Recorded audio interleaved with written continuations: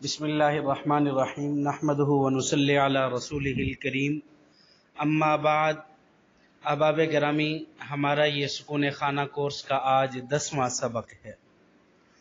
آج اس 10ویں سبق میں ہم یہ پڑھیں گے کہ اپنے گھر میں خوشیاں کیسے حاصل کریں۔ دیکھیں، ہم نے کل کے سبق میں خاوند کے لیے چند شرعی ہدایات بیان کی تھی، اور آج بیوی کے متعلق مستورات کے متعلق چند باتیں آپ حضرات کے سامنے ذکر کریں گے۔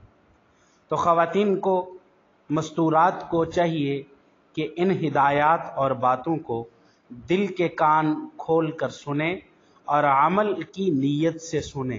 آپ خود تجربہ کریں گی کہ گھروں کے اندر ان اصولوں پر عمل کرنے کی وجہ سے خوشیاں آئیں گی۔ جو میاں بیوی سالہ سال سے ایک دوسرے کے ساتھ اجنبیت والی زندگی گزار رہے ہیں، ان کو آپس میں محبت کی زندگی نصیب ہو جائے گی۔ جس طرح بیوی چاہتی ہے کہ میرا شوہر بدل جائے، اسی طرح شوہر بھی چاہتا ہے کہ میری بیوی بدل جائے، اچھی بن جائے۔ تو آج اسی عنوان پر چند باتیں، چند اصول و ضوابط آپ حضرات کے سامنے شریعت کی روشنی میں بیان کریں گے۔ دیکھیں، حدیث مبارکہ میں آتا ہے کہ جو عورت اپنے خاوند کی نافرمان ہوتی ہے، اس کی نماز قبول نہیں ہوتی، بلکہ اس کی نماز اس کے سر سے اوپر اٹھائی ہی نہیں جاتی جب تک کہ وہ اپنے خاوند کے پاس واپس لوٹ نہ جائے۔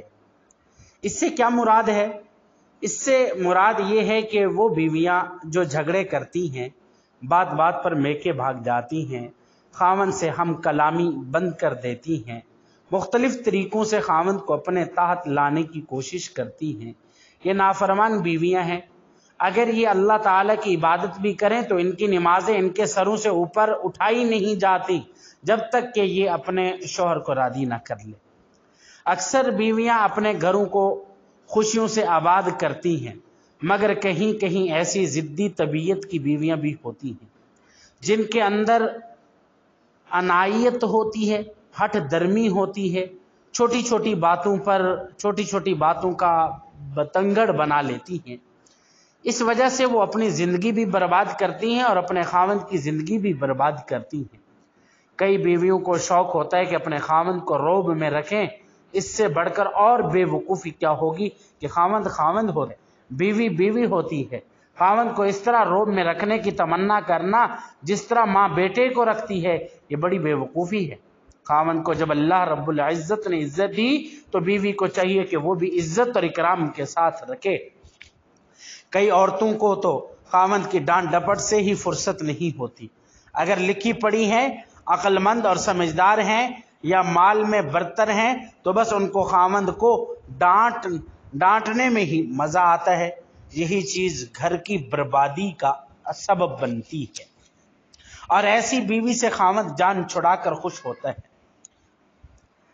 خالد ایک بزرگ ہے رحمہ اللہ، حضرت خالد فرماتے ہیں کہ میں نے سنا ہے کہ بنو اسد کی ایک خوبصورت عورت ہے، تو میں نے اس کی طرف نکاح کا پیغام بھیجا، اور اس عورت نے مجھے بلوایا کہ میں آپ سے گفتگو خود کرنا چاہتی ہوں۔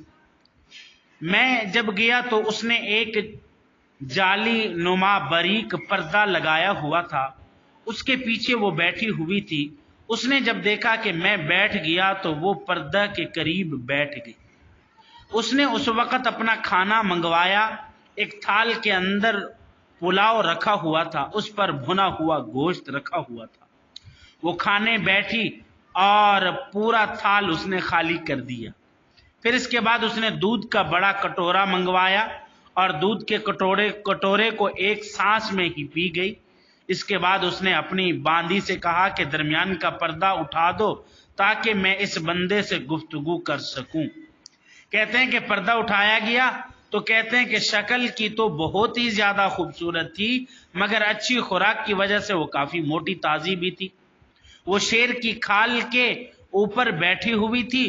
وہ مجھ سے کہنے لگی کہ میں بنو اسد کی اسدہ ہوں۔ اسدہ کا مطلب شیرنی، اسدہ کا مطلب شیرنی ہوتا ہے۔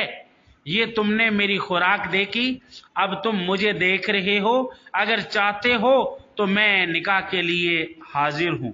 میں نے اس سے کہا کہ میں استخارہ کروں گا، اور یہ کہہ کر میں وہاں سے نکلا اور لوٹ کر کبھی وہاں نہ گیا۔ تو اگر اس طرح عورت اپنے خاوند اپنے گھر کو اگر عورت اسی طرح آپ کو گھر میں شیرنی بنا کر رہنا چاہے اور خاوند کو سمجھے کہ یہ ہرن بن کر رہے، تو زندگی کیسے گزرے گی؟ تو وہ تو پھر شیرنی اور شیر ہے، ہر وقت ہرن کی شکار میں لگی رہے گی۔ ایسی بری عورتوں سے اللہ رب العزت ہر ایک کو پناہ عطا فرمائے۔ شریعت مطہرہ نے یہ حکم دیا کہ میاں بیوی آپس میں محبت و پیار کی زندگی گزاریں۔ حضرت جابر رضی اللہ تعالی عنہ ایک صحابی رسول ہیں۔ انہوں نے نبی کریم صلی اللہ علیہ وسلم کی خدمت میں عرض کیا کہ اے اللہ کے نبی، میں نے نکاح کیا ہے۔ آپ نے فرمایا کہ تم نے کس سے نکاح کیا؟ انہوں نے فرمایا کہ ایک بیوہ عورت سے۔ نبی کریم صلی اللہ علیہ وسلم نے فرمایا کہ کتنا اچھا ہوتا کہ تم کنواری سے نکاح کرتے، کہ وہ تم سے کھیلتی تم اس سے کھیلتے۔ تو یہ جو فقرہ ہے کہ وہ تم سے کھیلتی اور تم اس سے کھیلتے، اس سے یہ کہ شریعت اس چیز کو پسند کرتی ہے کہ میاں بیوی آپس میں پیار و محبت کی زندگی گزاریں۔ اگر آپس میں ہنسی مذاق بھی رہے تو ایسا ہنسی مذاق جو ناگواری کا سبب نہ بنے بلکہ خوش دلی کا سبب بنے، تو میاں بیوی کا ہنسی مذاق بھی عبادت میں شمار ہوتا ہے۔ تو اس لیے آگے ایک حدیث مبارکہ میں آتا ہے، سیدہ عائشہ صدیقہ رضی اللہ تعالی عنہا ایک مرتبہ پیالے میں پانی پی رہی تھی۔ نبی کریم صلی اللہ علیہ وسلم نے دیکھا تو فرمایا کہ حمیرہ۔ حضور اکرم صلی اللہ علیہ وسلم اپنی زوجہ مطہرہ حضرت عائشہ کو پیار سے حمیرہ فرمایا کرتے تھے۔ یہ محبت بھرا نام تھا، محبت حمیرہ نام رکھا ہوا تھا۔ حمیرہ کا مطلب ہے کہ سرخ اور سفید چہرے والی، چونکہ اللہ رب العزت نے ان کو اتنی خوبصورتی دی تھی، ان کے چہرے پر ہر وقت لالی ہوتی تھی، سفیدی بھی ہوتی تھی، تو نبی کریم صلی اللہ علیہ وسلم نے ان کو کبھی کبھی عائش کہہ دیتے تھے، یعنی محبت میں، اور کبھی حمیرہ بھی فرما دیتے تھے۔ تو یہ بھی پتہ چلتا ہے کہ خاوند محبت میں بیوی کو ایسا نام لے کر پکارے جو بیوی کو بھی پسند ہو، تو آپس میں ایک دوسرے کے لیے محبت کا پیغام ہے۔